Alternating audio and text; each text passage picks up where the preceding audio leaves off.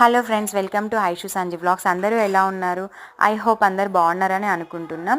నేను మా పిల్లలు కలిసి బేకరీకి వెళ్తున్నాము. వీళ్ళు స్కూల్కి వెళ్తున్నారు కదా, ఏదో ఒక స్నాక్స్ కావాలి కదా డైలీ, వాళ్ళ స్నాక్స్కి అనేసి బేకరీలో ఉండే స్నాక్స్ తెచ్చుకోనికి వెళ్తున్నాము. ఫైనల్లీ అయితే బేకరీకి వచ్చేసినాము. ఇక్కడ చెకోడీలు, కారా, బూందీ, బ్రెడ్, ఐస్ క్రీమ్స్ అన్నీ ఉన్నాయి.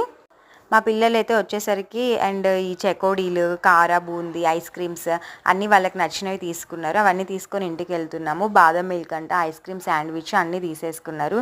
ఇంటికి వచ్చినాక ఐస్ క్రీమ్ శాండ్విచ్ తిన్నారు. బట్ బాదం మిల్క్ క్యాప్ మాత్రం రావట్లేదు అసలు.